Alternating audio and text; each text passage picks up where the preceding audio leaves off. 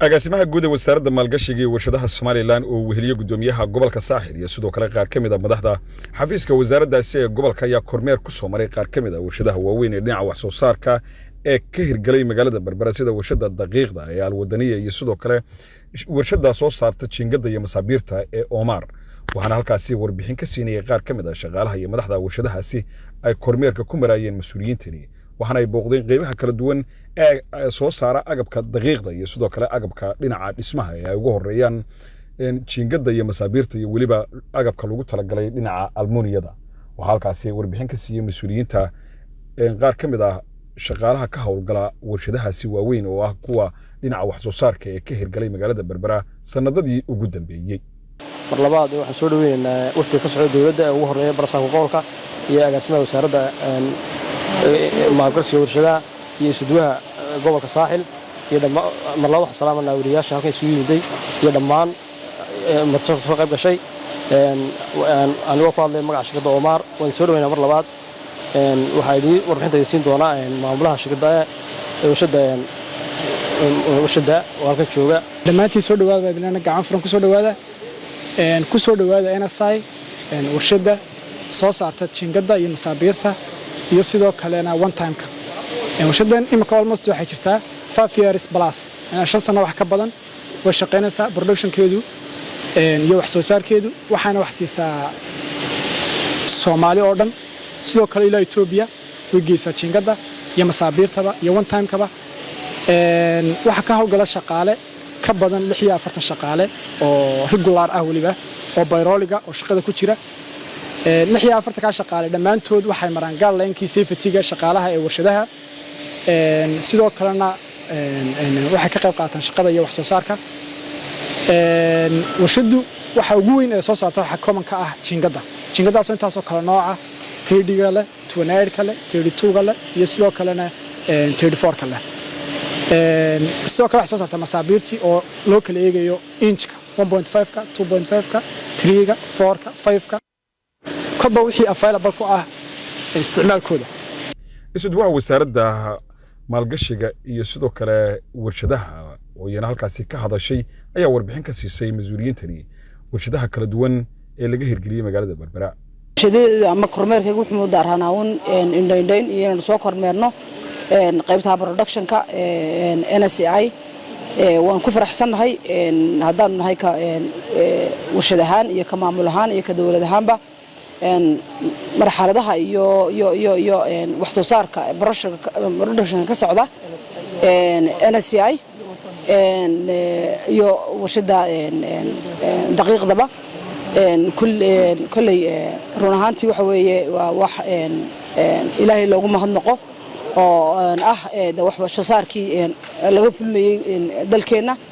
gudoomiyaha gobolka Saaxil Cali Cabdillaahi Cali Casse ayaa isaguna sheegay in kormeerkoodani uu noqon doono mid ay si joogto ah ugu maraan warshadaha wax soo saarka ee ku yaala magaalada Berbera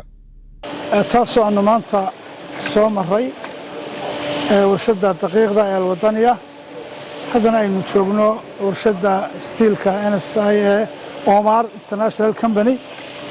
oo runtii aan ku faraxnay shaqada iyo hawsha ka socota iyo sida ay shaqaalaha halka ka shaqeynaya ay u tababaran yihiin ee ay muxuu ahaay hawsha ay hayaan runtii kalsoonida ugu qabaan aad iyo aad baan runtii agaasimaha guud ugu mahadnaqaynaa agaasime dawladda saayo isha macallina hadday tahay warshadii daqiiqadaynu soo maray iyo hadday tahay warshadan masaabiirta iyo jiingada iyo ka shaqeysa maxay hayteen one time use-ka NSI haddii alla idma ay noo dhiman tahayna warshadihii kale ay ka mid ahayd Samtuuna waxaan aad ugu mahadnaqaynaa ganacsatada reer Soomaaliland ee sameeyay maalgashiga aad u qiimaha badan leh oo dhaqaalaha waddanka runtii qayb weyn ka ah taasi oo ah siyaasadii dawladda ee ku wajahneyd dhinaca warshadaynta qarankuna uu diyaar u yahay haddii alla idmo agaasimaha guud ee wasaaradda maalgashiga iyo warshadaha ee Soomaaliland Cabdikariim Aadan Cabdo isaguna halkaasi ka hadlay ayaa sheegay in socdaalkiisana uu la xiriiray sidii uu kormeer ugu sameyn lahaa warshadaha maalgelineed ee laga hirgeliyay magaalada Berbera iyo waliba ahmiyadda ay waddanka u leeyihiin iyo sidii ay ugu gogol xari lahaayeen qaar kamid ah warshadaha dhinaca maalgashiga oo la filayo in sanadada soo socda ay yimaadaan Somaliland. Wadana guday maanta aniga sharaf weyn bay tahay inaan safar shaqo ku imaado magaalada madaxda gobolka Saaxil ee Berbera inaga oo soo kormeernay qaybo kamida warshadaha ku yaala gobolka oo runtii gobolkani uu mudan yahay in si gaar ah looga warhayo oo gobolkii dhaqaalaha iyo horumarka Somaliland warshadaha dalka ku yaalana kuwa ugu waaweyn halkan ay ku yaalaan qaybo kamidii sababtaas ayuu safarkaygu daaranaa waa ogtihiin oo waqti arrimaha iyo madax banaanida iyo xornimada Somaliland dunida oo dhan laga warhayo ayaynu ku jirnaa Afrika iyo geeska Afrika qura maaha ilaahayna waxaan ka rajaynaynaa bilaha soo socda muddo aan dhaweyn ama maalmaha soo socdaba intaan sanadkan 6 bilood hore aan dhamaanin in qaranka Somaliland oo baadi goobay dib aqoonsigiisii labaad dhowr iyo 30 sanadood in ilaahay insha Allah gacantiina soo geliyo oo taladeenu si buuxda gacantiina u soo gasho taa markaa iyo dhaqdhaqaaqyada diblomaasiyadda xoogga ah iyo heshiisyada caalamiga ah ee dawladdu gashay ee hormuud ka yahay madaxweynaha Jamhuuriyadda Somaliland Mudane Muuse Bixi Cabdi waxay keentay in kor loo qaado dhaqdhaqaaqyadii iyo hawlihii wasaaradaha wadeen oo wasaaradda horumarinta maalgashiga iyo warshaduhu koow ka tahay runtii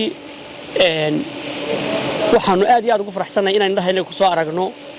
warshado kumada kuwii dalka oo ay maalgashadeen shirkadii waaweyn ee dalka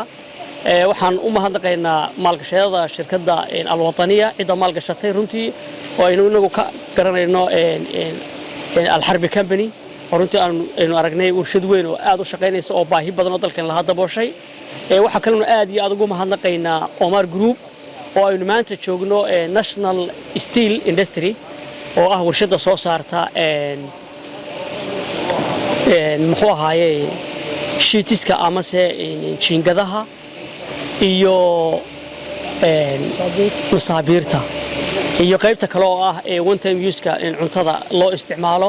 oo runtii iyana maxay tahay maalgelin weyn labada shirkadood iyo labada maalgashadaba aad bad ugu mahadnaqaynaa lafdhabar bay ka yihiin horumarkan dalka inagana balantood waxa weeyaan waxa la wixii ilka arkaan bay indhagooyaan dawladdu waxay ka howlantahay 2024ka sida ay u hirgelin lahayd aagii warshadaha dalka oo waliba gobolada waaweyn dalka Hargeysa ugu horeyso Gabiley Wajaale Berbera iyo Burco ay ugu horeysiin doono insha Allah taasi waxay fududeynaysaa cid kasta oo doonaysa inay warshad ka samayso dalka inay hesho dhulkii ay ku maxay tahay